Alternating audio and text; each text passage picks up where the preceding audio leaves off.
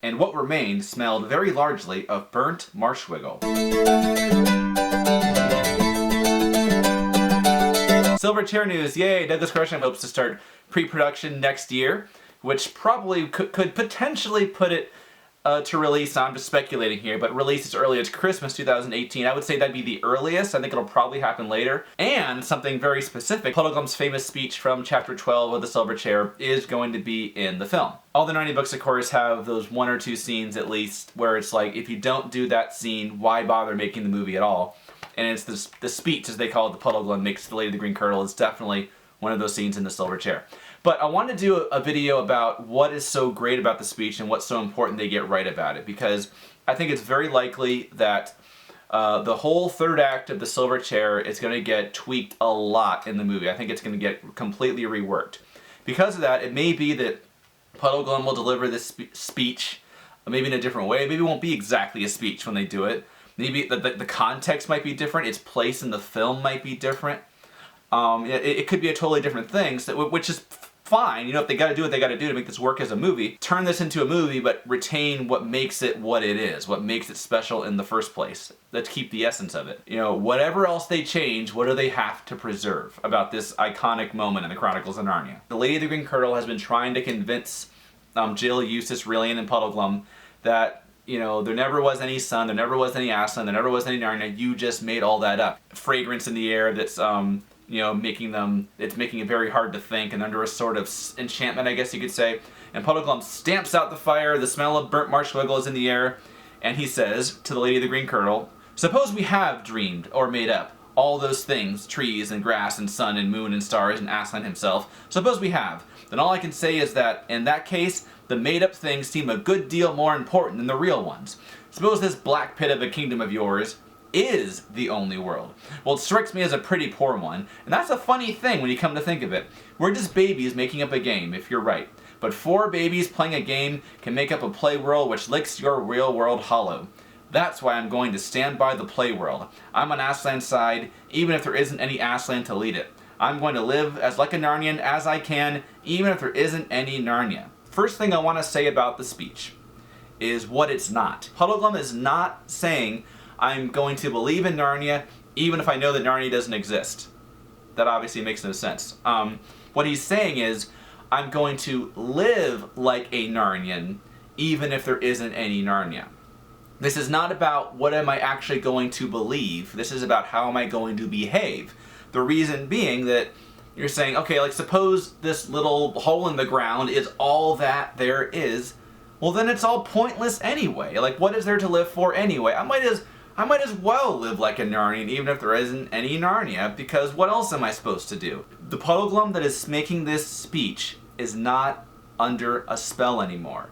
He has complete, you know, he's completely back. How do I know this? Well, let's back up a few paragraphs. And after Puddleglum stamps out the fire and the smell of burnt marshwiggle is in the air, Lewis writes, this instantly made everyone's brain far clearer. So I think they've all snapped out of it at this point, and they all realize, wait a minute, what was I thinking?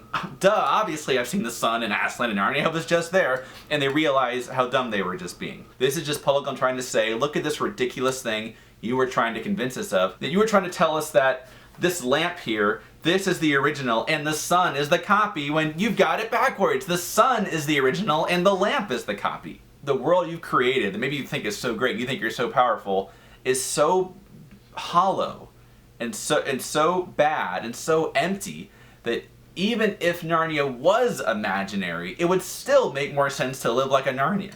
A lot of it will come down to the directing and obviously whoever plays Puddleglum, maybe a little bit of smugness and a sense of triumph. Suppose we had made all this up, you know?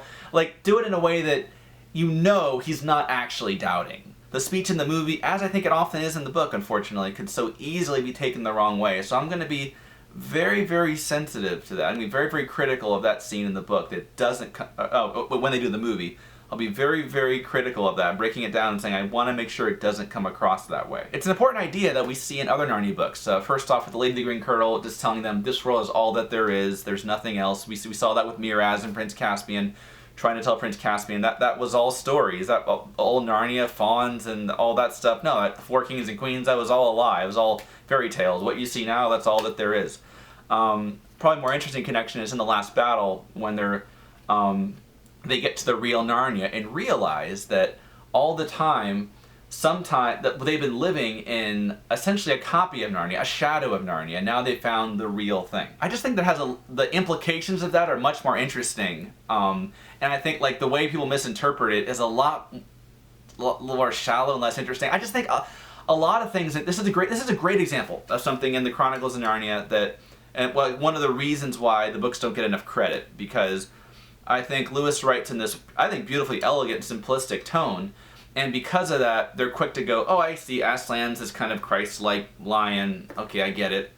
And they walk away. Hang on a second here. There's more going on than that. And I think they kind of read this speech with that viewpoint. And what you take from this, if you just read it at face value and don't think about it at all, is a lot less interesting. But anyway, those are my thoughts on Puddleglum's speech. Please, I beg you, please, I'd love to hear your thoughts. So post a comment below, go to my Facebook page, send me a tweet, whatever. What do you think about my thoughts on Puddleglum's speech? And do you have any of your own? I would love to hear them. And stay tuned, because if pre-production does start early next year, then, I mean, in the next, few months, we could be getting casting announcements potentially. Now, what exactly Gresham meant by pre-production is not 100% clear. Usually that means building sets, casting actors. Obviously they need a director for all that. So if what I think he means by pre-production is what they're doing, then we could be getting casting announcements in the next 3, 4, 5 months here, potentially. I don't know what's going on. Let's sit back and see what happens.